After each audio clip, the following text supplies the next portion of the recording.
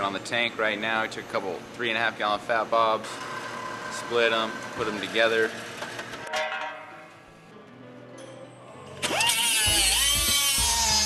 Whenever you get a one-off project, like as a fabricator, you get really excited for something you might be able to throw your ideas into, even if it's already been designed.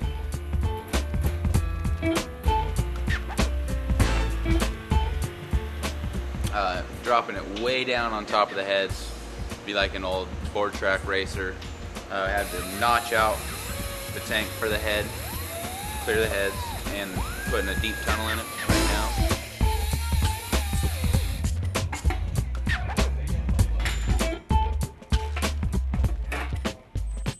Everything doesn't come out exactly what you pictured it in your head, but when it does come out, it looks awesome.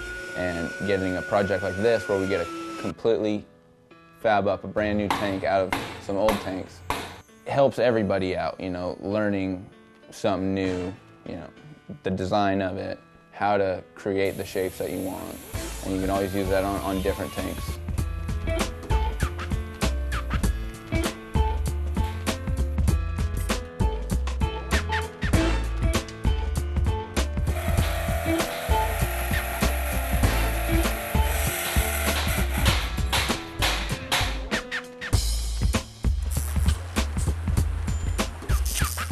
All right, so we got the tunnel and everything all welded up. Clearance for the heads, clearance for the motor mount. Next up, we just got done filling in the filler caps. And then after that, we're gonna run our spine, put our petcock and our crossover in, and our front tank mounts. All right, so got my tool here. It's gonna give me the contour of the top of the tank so I can figure out the exact radius so I can get my spine. On this particular project, I did a couple things backwards. We usually make the motor mount, cut the tank to give clearance for the motor mount. On this one, I made the tank and then formed the motor mount around the tank. So it's got a couple different bends in it. It's not symmetrical. It's just a really cool piece.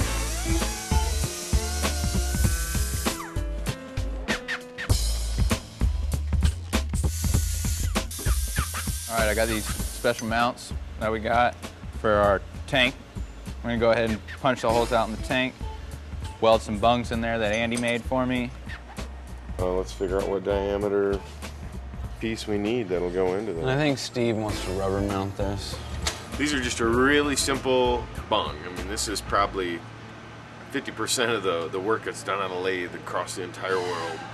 It's just a steel tube. It starts out as 1/2-inch solid stock, and I just face it off so it's flat and it's not jagged. I counterbore it for a little pilot hole, and then this is just a 1/4-inch hole.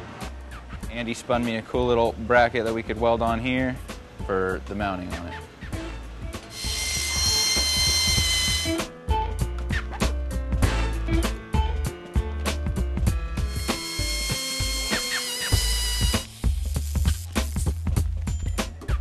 We're going to put the crossover in the gas tank, so when gas gets put into this side of the gas tank and fills up in this pocket, it wouldn't have anywhere to go, so we're going to put a crossover in so the gas can flow over to this side and run down to the petcock so you can get all the fuel.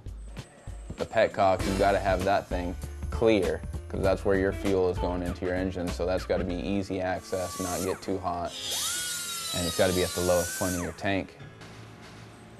All right, we got the gas tank for the progressive bike. We are going to pressure test it now, make sure she doesn't leak, so we can send her off to paint. Got a leak there. Patch up that leak and then call her good.